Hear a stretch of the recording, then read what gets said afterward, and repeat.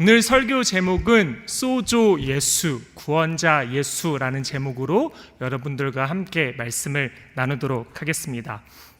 제가 이렇게 정장을 입을 때면 제 아이가 항상 하는 말이 있어요. 목사님이다 라고 이야기를 합니다. 정장을 입지 않을 때는 목사 같지 않나 봐요. 근데 정장을 입을 때면 항상 말해요. 목사님 왔네? 목사님 간다! 이렇게 이야기를 합니다. 아이가 항상 저를 볼 때 정장을 입은 모습을 보면 그게 떠오르나 보죠. 그런데 반면에 아내만 알고 있는 제가 정장 입을 때 겪게 되는 한 상황이 있는데요. 바로 다리를 아파한다라는 것입니다. 왜냐하면 정장을 입으면 필시 구두를 같이 신게 되잖아요. 근데 저는 구두를 신으면 다리가 아파지는 형상이 오곤 합니다. 그것은 제가 20대 사역할 때 아킬레스 수술을 받았기 때문인데요. 이제 주일날 사역을 하루 놔두고 아이들과, 그때가 체육대회를 하는 날이었어요. 이제 전도사로서 열심히 내 모습을 보여주겠어 하는데 그 하루 전날에 학교에서 아킬레스건이 끊어지게 됐습니다. 여러분들 끊어진 분들은 아시겠지만 안 끊어지신 분들은 놀라실 수도 있는데, 특별히 어떠한 활동을 해서 아킬레스건이 끊어지는 게 아니라요, 그냥 걷다가 끊어집니다. 아킬레스건은 그냥 계단을 오르다가도 끊어져요. 다리를 올렸는데 아킬레스건이 제가 끊어진 거예요. 그래서 그때 외쳤죠. 누가 나 때렸어! 라고 외쳤습니다. 아킬레스건 끊어질 때 모두가 하는 말이 그 말입니다. 누가 방망이로 내 다리를 치는 것 같은 순간이 든다. 그건 필시 아킬레스건이 끊어진 것입니다. 아킬레스건이 다리 끝에 이렇게 있는데, 발목에 있는데, 이게 끊어져서 이 근육이 여기까지 올라와 버리고 말았습니다. 그래서 병원을 가까운 데 가게 됐는데요, 사람이 없는 거예요. 그러면서 왜 이렇게 사람이 없지? 빨리 수술을 받아야 되는데 기다리고 있는데 간호사가 이렇게 만져보더니 아킬레스건이 끊어졌군요 하더니 근데 저희 병원에선 수술을 할 수 없습니다 라고 이야기하더라고요. 의사 선생님이 지금 안 계시대요. 그래서 당장 수술을 할 수 없다고 이야기하더라고요. 그래서 사람이 없구나 라고 생각했습니다. 그래서 경기도 광주에서 서울까지 이동을 하게 됩니다. 그 다리를 붙잡고 이동을 하게 되죠. 거기는 사람이 너무 많아서 수술을 할 수가 없대요. 너무 많은 사람들이 모였으니 아킬레스건 이거 끊어진 것 가지고는 오늘 수술 안 해도 된다고, 그냥 가만히 있고 내일 수술하자고 이야기를 하는 거예요. 너무 억울하고 답답했어요. 나는 아픈데 지금 수술을 안 해주다니. 길면은 한 3일 뒤에 수술할 수도 있대요, 여기 있으면. 그래서 다시 그 다리를 붙잡고 또 이동을 했습니다. 그래서 어느 적당 사람이 있는 곳에 가가지고 급히 수술을 하게 됐죠. 그래서 그 근육을 끌어내려서 묶었습니다. 그래서 아직까지도 제 다리는 왼쪽은 이렇게 발목이 움직인다면 오른쪽은 이 정도밖에 움직이지 않습니다. 그래서 구두를 신을 때면 항상 다리를 아파오곤 하지요. 그때 생각했습니다. 인기 있는 데는 인기 있는 만한 이유가 있고 명의사가 있고 사람이 없는 곳에는 의사가 없으니까 이렇구나라는 생각을 하게 됐죠. 너무나도 당연한 것이지요. 오늘 성경 본문에서 예수 그리스도께서 많은 것들을 고치셨습니다. 예수님께서 공생의 기간 동안에 많은 사역들을 하시죠. 가르치고 전하시고 고치시는 사역들을 하십니다. 그리고 그 고치시는 사역이 가득한 게 우리가 오늘 함께 읽었던 마가복음의 2장과 그 앞선 장, 그리고 그 이후의 장들입니다. 거기에서 수없이 예수 그리스도께서 많은 사람을 고치셨습니다. 그래서 오늘 본문은 이렇게 이야기합니다. 예수께서 집에 계시다는 소식을 듣고 많은 사람들이 모였더라라고 이야기하고 있습니다. 마치 많은 사람들이 모여서 제가 수술을 할 수 없었던 것처럼 예수님을 만나고 싶은 사람들은 많았지만 그곳에 너무나도 많은 사람들이 모이게 된 것입니다. 예수께서 수많은 사람들의 병을 고치시고 가버나움에 들어오셨습니다. 이 가버나움, 많은 성경학자들이 두 가지로 나뉘어서 이야기를 하긴 하는데요, 이 집은 예수 자신의 집이거나 혹은 베드로의 집이었다라고 이야기를 합니다. 그 집에 오늘 예수께서 계시다는 소문이 들려지게 된 것입니다. 많은 사람들이 몰려들었을 때에 예수께서는 도를 말씀하십니다. 이 도는 앞서 1장 14절에서 15절에 말씀하신 도입니다. 때가 찼고 하나님의 나라가 가까이 왔으니 회개하고 복음을 믿으라 라고 하는 하나님의 이 도, 이 말씀을 전하고 계셨던 것이지요. 그런데 이 복음이 전파되어지는 곳에 한 중풍병자를 4명의 사람들이 메워가지고 데리고 옵니다. 여기서 중풍병자라고 하는 사람을 원어 그대로 해석을 하면 마비된 자라는 뜻입니다. 그의 몸이 전신 혹은 부분적으로 마비가 되어졌습니다. 또 그의 마비로 인하여서 또 말도 어눌하거나 못했을 것으로 여겨집니다. 그런 상태가 되어버린 것 같습니다. 최근 한 집사님을 만나서 이야기를 할 수 있는 기회가 있었는데요. 미국에 와서 정착한 삶의 이야기를 해주시는 거예요. 그런데 미국에 와서 정착하면서 열심히 살았는데 내 몸은 괜찮고 내 정신은 괜찮다고 생각되어졌는데 어느 날 갑자기 아픈 순간이 오더라라는 것이었어요. 밥을 먹고 있는데 그 음식물이 그냥 입에서 흐르더래요. 넘어가는 게 아니라 그냥 여기 근육이 아무 느낌이 없고 음식물이 흘러 이렇게 뚝뚝 떨어지는 것을 본인이 느끼게 됐다라는 거예요. 바로 구아나사가 온 것이지요. 열심히 살았는데 열심히 했는데 나도 모르게 그 스트레스가 쌓이다 보니까 또 면역력이 약해지면서 구아나사가 온 것이었죠. 그래서 급히 병원을 알아봤지만 또 병원을 바로 갈 수 있는 형편이 안 돼서 며칠 뒤에나 갈 수 있었다고 하더라고요. 그래서 한 달 넘게 몸의 반이 마비가 된 상태에서 지냈다라고 이야기를 하시는 것을 들었습니다. 흔히 목사들끼리 이런 이야기를 하곤 합니다. 목사들은 두 파로 나뉜다. 사두개파 바리새파가 아니라요. 어떤 파냐면 구아나사파와 대상포진파로 나뉜다라고 이야기를 합니다. 사역을 열심히 하다 보면은 구아나사가 오는 목사가 있고 아니면은 이 대상포진이 오는 목사가 있다라는 것이지요. 어디 이것도 겪어보지 않고서 어디 나가서 목회한다고 목회 열심히 했다고 말하지 말라는 것이지요. 요즘에는 여기에 또 하나가 추가되었습니다. 바로 공황장애파입니다. 제가 한국에서 사역할 때 제 주위에 많은 목사님들이 이 세 가지 이 파에 다 해당되었습니다. 반에 해당하는 목사님들이 다 이렇게 구아나사, 대상포진, 공황장애가 오신 것을 옆에서 보곤 했습니다. 이 모든 것들은 많은 스트레스와 더불어 몸의 면역력이 떨어져서 오는 병이기에 잘 쉬면, 몸을 잘 관리하면 낫게 되는 병입니다. 몇 달이 지나면 거의 다 회복할 수 있게 되지요. 그런데 중풍병은 어떠합니까? 한 달 지나면 회복이 되나요? 몇 달만 쉬면 회복이 되어졌을까요? 아닙니다. 심지어 구아나사, 대상포진 이런 공황장애들은 옆에서 많이 걱정해 줍니다. 아, 정말 열심히 사역했구나. 너 정말 찐 목사다. 그러면서 막 엄지시켜주고 진짜 대단하다고 인정해 줍니다. 그러면서 좀 쉬시라고 성도님들도 많이 걱정해 주십니다. 이 중풍병자, 많은 사람들의 그런 걱정을 받았을까요? 아니요. 오히려 손가락질 당했습니다. 이때 이 병을 가진 사람들은 죄인으로 여겨졌습니다. 그에게 그 병이 온 이유가 너의 죄로 말미암아서 온 거야 라고 했던 것이지요. 그래서 수많은 기간 동안에 말도 못하고 억울하게 그 소리를 들어야 됐어요. 너 죄 때문에 너가 지금 그렇게 아픈 거야. 너 이렇게 오랫동안 아픈 거 다 네가 죄 지어서 그런 거야 라고 수없이 그 소리를 들으면서 몸도 아파서 너무나도 억울하고 힘든데 이걸 말할 데도 없고 많은 사람들은 오히려 나에게 손가락질을 하고 있는 상황이지요. 저주했던 그런 병이었던 것입니다. 그런데 너무나도 감사하게도 이 중풍병자를 4명의 친구들이, 4명의 사람들이 데리고 와서 예수께로 갑니다. 예수를 만나게끔 해줍니다. 그런데 아까 말했다시피 이곳에 많은 사람들이 몰린지라 예수께로 쉽게 갈 수가 없었습니다. 이내 포기할 수 있었지만 중풍병자를 예수께로 어떻게든 만나게끔 해야겠다 생각했던 4명의 사람들은 이런 생각을 하게 되지요. 바로 지붕을 뜯어서 위에서 아래로 내려보자. 그렇게 해서 예수님을 한번 만나게 해보자라는 생각이었습니다. 당시 팔레스타인 지역의 가옥 구조는 1층 평지붕 형태의 구조를 가지고 있었습니다. 사방은 돌로 쌓은 점토를 구운 형태의 모습이었지만 지붕은 돌을 올리지 않았습니다.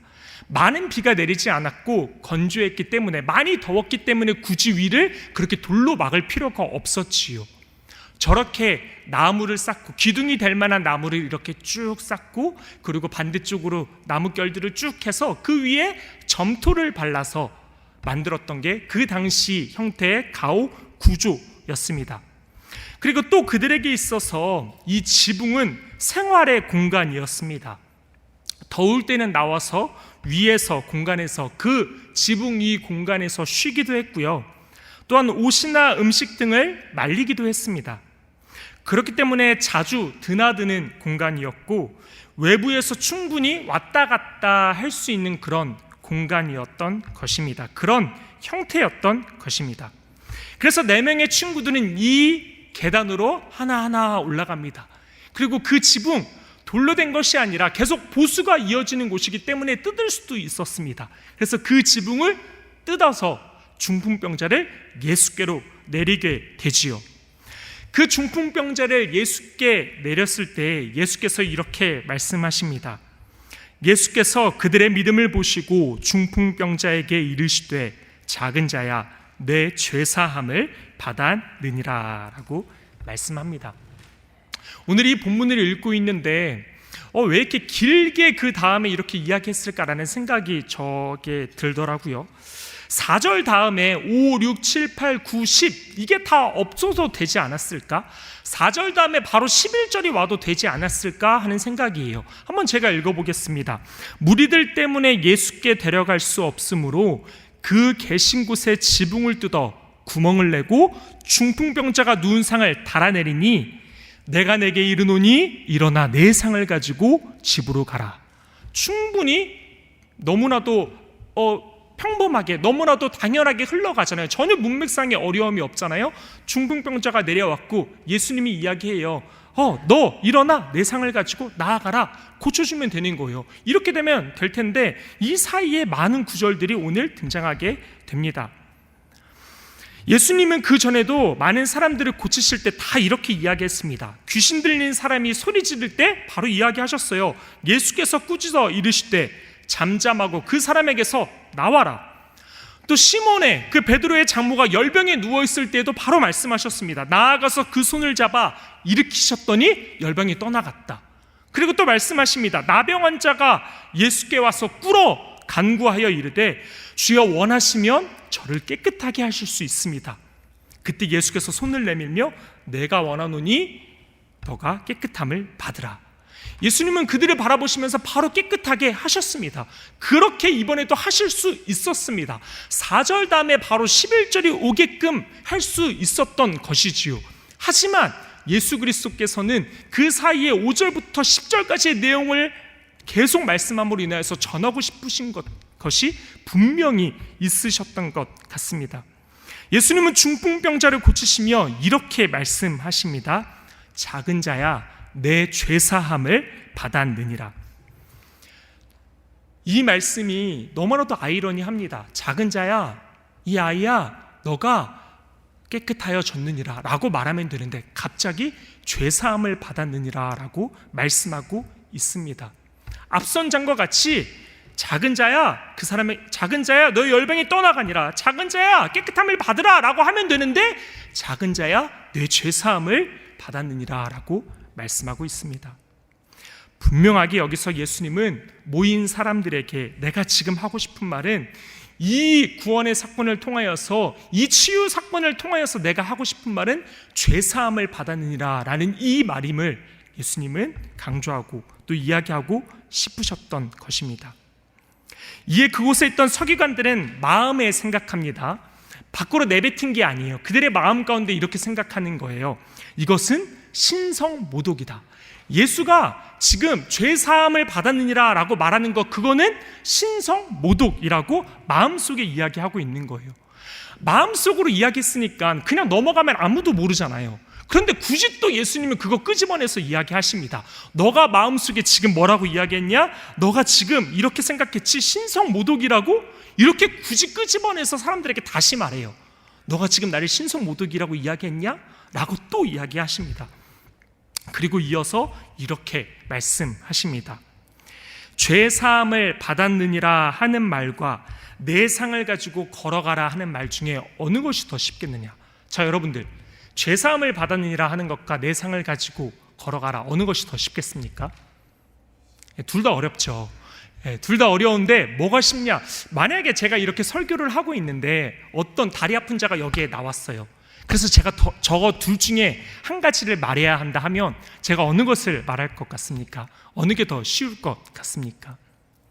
전에 한국에서 치유사역에 되게 유명한 장로님이 계셨습니다. 그 장로님의 집회가 열리기만 하면 많은 사람들이 다 모였어요. 많은 역사들이 그 자리에서 일어났거든요. 그런데 그 장로님이 이런 고백을 하십니다. 자기가 그렇게 예수 그리스도의 이름으로 일어나 명하노니 일어나 걸어라 라고 말한 적이 있대요.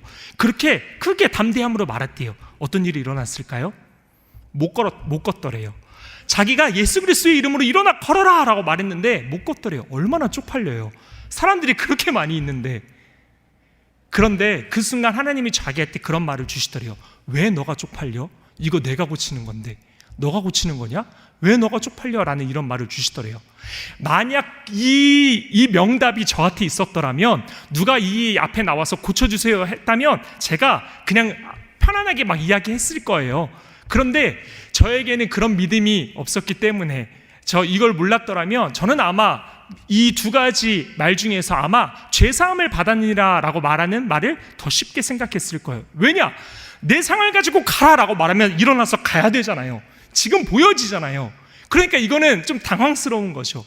그런데 내 죄사함을 받았느니라, 여기는 분들 다 아멘 하고 가면 죄사함 받았구나 생각할 수 있잖아요. 이게 더 쉬운 것처럼 여겨지지 않겠습니까? 죄사함을 받았느니라 라고 하는 것. 그런데 거기 있던 사람들, 서기관들은 알았습니다. 이 죄사함을 받았느니라 라고 하는 것은 신성모독이라고 하는 것을 말이죠. 죄사함을 받았느니라 라고 하는 것, 이거는 하나님만 할 수 있는 건데 왜 앞에 있는 예수가 이 말을 하는 건가?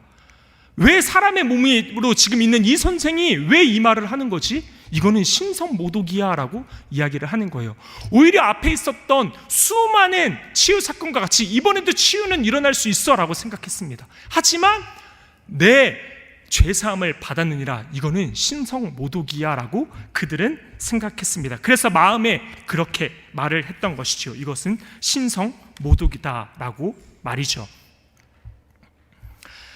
차라리 내 상을 가지고 걸어가라 라고 말했으면 뒤탈 없을 텐데, 이 신성모독의 말을 함으로 이를 키우는 모습이 되어버린 거죠.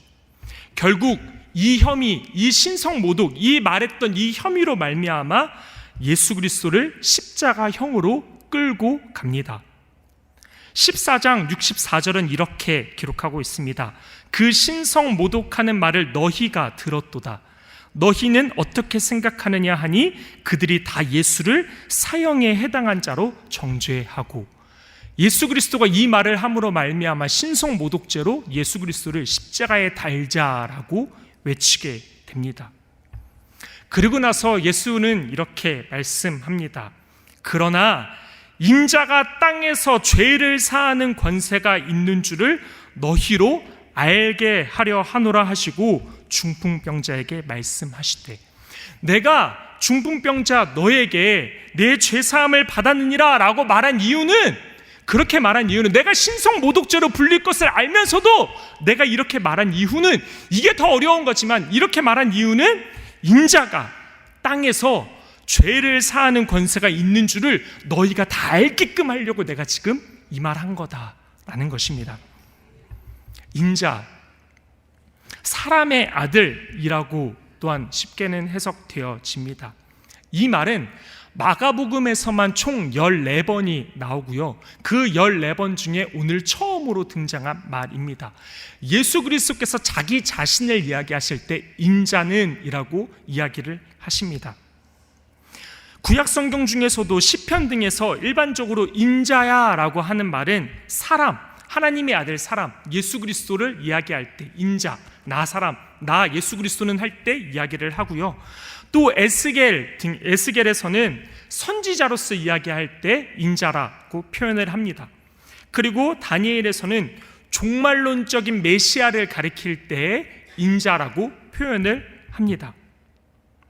즉 인자, 인자가 이 땅에 온 것은, 내가 이 땅에 온 것은, 내가 하나님의 아들 예수 그리스도로 온 것은, 내가 인자 메시아로서 온 것은 죄를 사하는 권세가 있는 것을 알게끔 하려고 온 거다라고 계속 이야기를 하시는 거죠. 하지만 서기관들은 그 예수를 메시아로 믿지 않습니다. 구세주로 믿지 않습니다. 마태복음의 이 예수에 대해서 이렇게 이야기합니다. 아들을 낳으리니 이름을 예수라 하라. 이는 그가 자기 백성을 그들의 죄에서 구원할 자이심이라 하니라. 여기서 구원이라고 하는 단어의 원어가 바로 소조입니다. 구원할 자, 소조. 예수 그리스도께서는 구원자로 이 땅 가운데 오셨습니다. 여기서 사용되어진 이 소조는 단순히 앞에서 그들의 몸이 치유되었다 할 때 그냥 케어로서의 그냥 치유의 구원, 이게 아니라 몸과 영과 마음 모든 것의 치유, 전인적인 치유를 이야기할 때 소조를 사용합니다. 예수 그리스도가 이 땅 가운데 오신 것은 다만 그 몸 고치려고 온 게 아니라 전인적인 치유를 위해서 이 소조 예수로 이 땅 가운데 오신 거다라고 하시는 것이지요. 중풍병자, 이 이야기 다음에 나오는 혈루증에 앓던 여인도 동일합니다. 그 혈루증을 앓던 여인, 13년이나 넘는 기간 동안에 그 하혈을 계속하면서 혈루증을 앓던 여인이 예수 그리스도께 와서 그 옷자락을 잡으면서 이야기합니다. 제 마음에 그 옷자락만 만져도 구원을 받겠다 함이라. 이때 사용되어진 것도 소조입니다. 그 옷자락만 만져도 내 이 혈루증뿐만이 아니라 내 모든 죄악, 내 모든 마음까지도 회복되어질 것을 믿습니다라는 고백이었던 것이지요. 이때 이 소조 예수, 영어로는 홀이 사용되어집니다. 온전한 치유, 전인적인 치유를 이야기하는 것이지요. 소조 예수 대신 그분께서 말씀하시는 거예요. 인자가 이 땅에 죄를 사하는 권세가 있는 줄을 너희로 알게 하려 하노라. 나 인자는 육체뿐만이 아니라 육체만 치유하는 것이 아니라 전인적인 치유다. 모든 것을 치유하는 그 자가 바로 나 예수, 소조 예수다라고 말씀하고 있는 것입니다. 제가 이곳에 온 지 4개월이 이제 막 지났습니다. 목사님이 이야기해 주신 것처럼 1월 말에 저는 이곳에 오게 되었습니다. 4개월이 지난 지금 이 시점에 수요예배 강단을 섬기면서 말씀을 준비하면서 다시 한 번 더 생각해 봤습니다. 하나님이 나를 이곳에 보내신 이유가 뭘까? 아까 목사님이 이야기하신 것처럼 미국 땅에 처음 왔는데 하나님이 굳이 나를 미국 땅에 보내신 이유가 뭘까? 내가 왜 미국 땅을 가겠다고 결단을 했지?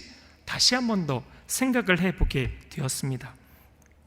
처음 이곳 김광성 담임 목사님과 뉴욕 효신장로교회를 소개해 주셨던 그 목사님은 자신이 경험했던 이민교회 이야기를 해주시면서 이민교회를 통해서 한국교회, 대형교회에서 생겨버린 거품이 빠지는 시간이 될 것입니다 라고 이야기해 주셨습니다. 진정한 목사가 되는 그 마음가짐에 대해서 다시 한 번 더 생각해 보는 시간이 될 것입니다 라고 저에게 말씀해 주셨습니다. 그리고 마지막으로 한국 땅을 떠날 때 제가 아내를 만났던 교회, 제가 멘토처럼 생각하는 그 교회 목사님을 찾아갔습니다. 목사님, 제가 이제 다음 주면 미국 땅에 떠나게 되었습니다. 그곳에 가서 목회를 하게 되었고 또 공부를 하게 되었습니다 라면서 기도를 해달라고 부탁을 드렸습니다. 그때 목사님께서 기도를 해주시고 잠깐만 기다려봐라 라고 하시면서 뛰어서 방에 가셔서 책 한 권을 가지고 오셨습니다. 그리고 저에게 전달해 주신 책이 바로 이 책입니다. 목사 그리고 목사직이라는 책입니다. 이 책이 목사님이 이 책을 통해서 또 이민교회를 통해 그 시간 동안에 많은 도움이 될 것입니다 라고 하면서 이 책을 건네주셨습니다. 제가 미국에 와서 처음 만난 목사님이 이 책의 저자 바로 이재철 목사님이십니다. 하나님은 마지막 한국을 떠나는 순간에도 이 책을 저에게 안겨주셨고 한국 땅에 와서 제일 처음 만나는 목사님도 바로 이 이재철 목사님을 만나게 해주셨습니다. 그리고 목사님이 말씀하셨습니다. 개신교를 프로테스탄트라고 말하지요. 프로테스탄트 목사로서 프로테스트하고 있습니까? 라고 물으셨습니다. 목사직으로 살지 말고 목사로 살라고 말씀해 주신 것이지요. 이후로도 많은 목사님들을 만났습니다. 우리 교회에서 함께 설교해 주신 목사님들, 또 주중에 오셔서 또 함께 그의 삶들을 또 나눠주시고 하셨던 목사님들, 그 목사님들의 이야기를 들으면서 제가 느낀 것은 목사직이 아니라 목사로 살고 계신 분들이구나 하는 것들을 느끼게 되었습니다. 베드로가 예수 그리스도께서 제자들을 부르실 때 베드로는 제자직이 아니라 제자로서 나아갔습니다.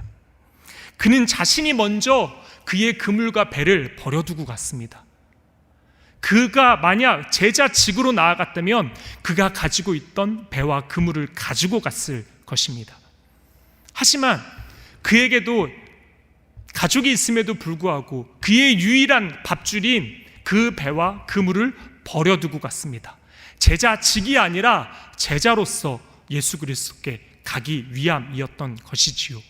그렇게 제자로서 갔던 베드로였기 때문에 후에 성전 미문에서 구걸하는 자에게 자신 있게 당당하게 말할 수 있었습니다. 은과 금은 지금 내게 없거니와 내게 있는 이것을 주노니 나사렛 예수 그리스도의 이름으로 일어나 걸어라 라고 당당히 말할 수 있었던 것입니다. 여러분들은 어떻게 살고 계십니까?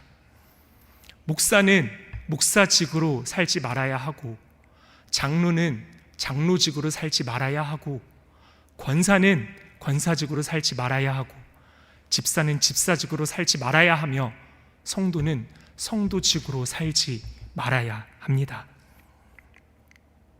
우리가 주님께 나와서는, 이 예배당에 나와서는 우리가 주님께 무엇을 말해야 할까요? 소조 대신, 그 전인적인 치유자 되신, 그 구원자 되신 예수께 나와서 우리가 무엇을 이야기해야 할까요? 바로 우리의 죄악을 그분께 고해야 하는 것입니다.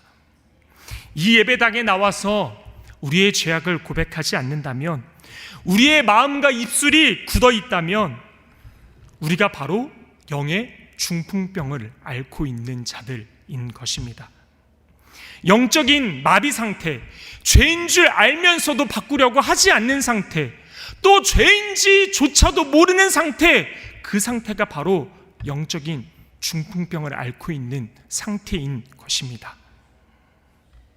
내 자의로 이 자리 가운데 여러분들이 왔던, 아니면 어떠한 타의로 이 자리 가운데 왔던, 목사님이 꼭 주변의 사람들 데리고 와서 이 자리를 빛내주십시오 해서 왔던, 어떤 경위로 이 자리 가운데 왔던, 우리의 죄를 사하여 주시는 권세가 있는 그분께 우리는 우리 죄를 고백해야 하는 것이지요. 치과에 가면 우리가 이가 아픈 거를 고해야 되지 않겠습니까? 소조 예수 대신 죄를 사하는 권세가 있는 그분께 나와서 우리는 죄를 고해야 되는 게 당연한 것입니다. 하지만 무엇을 고하고 있습니까? 무엇을 외치며 있는 것일까요? 이어서 11절 이야기합니다. 내가 너에게 이르노니 일어나 너 상을 가지고 집으로 가라 하시니 라고 말씀하십니다. 자신의 죄와 육체, 전인적인 이 모든 것의 치유를 경험한 중풍병자가 이제 해야 할 것은 일어나 내 상을 가지고 집으로 가는 것입니다. 내 상, 너가 달아내려진 그 침상, 너가 그 죄악 덩어리로 여겨진 그 침상, 하지만 이제 구원받았다는 사실, 그거 가지고 너의 상을 가지고 이제 너의 집으로 가라, 너의 삶으로 이제 가라, 그 구원의 확신을 가지고 이제 너의 삶으로 돌아가라 라고 말씀하고 계십니다. 중풍병자가 어떻게 낫게 되었습니까? 5절은 이렇게 이야기합니다. 예수께서 그들의 믿음을 보시고 중풍병자에게 이르시되 작은 자야 너 죄사함을 받았느니라 라고 말씀하십니다. 중풍병자의 믿음이 아니라 그 네 사람의 믿음을 보시고 그가 죄사함을 받았다라고 이야기합니다. 그 4명 끝까지 중풍병자를 어떻게든 예수께로, 예수님을 만나게끔 데리고 와야겠다, 어떻게든 예수님을 만나야 돼 라고 했던 그들로 말미암아 중풍병, 그 죄사함 낫게 되었습니다. 포기치 않고 어떻게든 예수님을 만나게끔 한 그들로 말미암아 말이죠. 제가 고등학교 3학년 시절 친한 친구와 누구의 말이 맞냐, 야, 네 말이 맞냐, 내 말이 맞냐 하면서 내기를 한 적이 있었습니다. 내기를 하다가 진 사람이 이긴 사람의 말을 들어주자라고 했습니다. 다행히도 제가 이겼고 제가 원하는 것을 말하면 되는 것이었죠. 그래도 친한 친구니까 그래도 내가 굳이 어떤 것을 달라고 말하거나 어떤 거를 사달라거나 어렵게 하고 싶지는 않았어요. 그래서 그냥 문득 지나간 생각이 이거였어요. 야, 우리 교회 한번 나와봐 라는 거였어요. 문득 그냥 내 마음은 너가 내 말 다 들어주기로 했으니까 그냥 우리 교회 한 번만 나와봐. 같이 가자. 나 우리 교회에서 고3 나밖에 없으니까 심심하니까 같이 가자 하는 게 그냥 제가 문득 던진 한마디였던 거죠. 친구는 알겠다라고 대답을 했습니다. 하지만 돌아오는 주일이 되자 친구는 나오지 않았습니다. 그 다음 주가 됐죠. 야, 내가 나오라고 했잖아. 너가 내기해서 졌잖아. 왜 안 나와? 갈게. 그리고 한 주가 지났습니다. 또 안 나오는 거야. 야, 저도 지쳤어요. 굳이 열심히 나오려고 하고 싶은 마음은 없었거든요. 그냥 나오면 좋고 이 정도였거든요. 근데 계속 안 나오니까 한 달째까지 안 나오니까 제가 그래도 계속 매주마다 괴롭히는 마음으로 이야기했어요. 야, 나온다고 했잖아. 근데 그게 약간 짜증났나 봐요.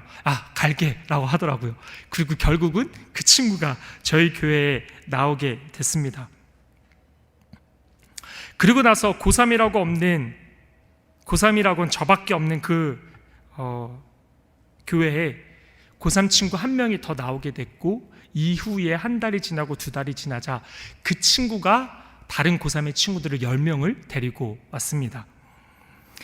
학교에서 교회까지는 버스로만 1시간이 넘는 거리였습니다. 저는 단순히 그냥 우리 교회 한번 나와봐 했던 말이었는데, 저는 더 이상의 부탁을 하지 않았는데도 불구하고 그 친구는 자기의 친구들의 수없이 많은 친구들을 계속 데리고 왔습니다. 그래서 그 한 해 동안에 우리 교회는 고3이 제일 많은 교회가 되어버렸던 것이지요. 마지못해 나온 한 번의 예배였지만 그 순간 영적인 마비 상태에 있던 그 친구는 죄를 사하는 권세가 있는 주님을 만났습니다. 그 순간 그 감격과 그 기쁨으로 다른 친구들을 전도하기 시작한 것이지요. 죄를 사하는 권세가 예수 그리스도께 있는데 너 또한 더 나왔으면 좋겠다. 그러면서 1명, 2명 나오게 된 것이지요. 고등학교에 지나게 모든 시간이 지나고 그 친구와 헤어지게 되었고, 남자들끼리는 연락 잘 하지 않잖아요. 어떻게 살아가는지도 모르게 되었습니다. 그냥 재수한다라는 이야기만 듣게 되었습니다. 그리고 1년 정도가 지났을 때 그 친구에게 갑자기 연락이 왔습니다. 문자가 왔습니다. 이렇게 써져 있더라고요. 그때 나에게 교회 한번 가자고 했던 그 고백 너무나도 고맙다. 너로 인해서 예수님을 만나게 되었고 내가 신학의 길을 가게 되었다라는 말이었습니다. 여러분, 4명의 믿음을 보시고 그들을 사용하셔서 중풍병자의 전적인 구원을 이루셨던 주님이셨습니다. 여러분들은 어떤 모습으로 세상 가운데 나아가고 있습니까?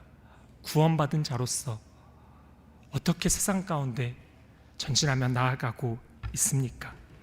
내가 1년에 한 영혼 구원할 자신 없다면 그 4명 중에 한 사람 되어서 4년에 한 영혼만이라도, 아니면은 언젠가는 한 영혼만이라도 오겠지 하는 그 마음으로 살아가야 되지 않겠나요? 이제 이 문을 나서서 여러분들이 집으로 돌아갈 때에, 삶으로 돌아갈 때에 한 영혼의 구원, 그 영혼 구원의 사명을 가지고 나아가는 저와 여러분들이 되었으면 좋겠습니다.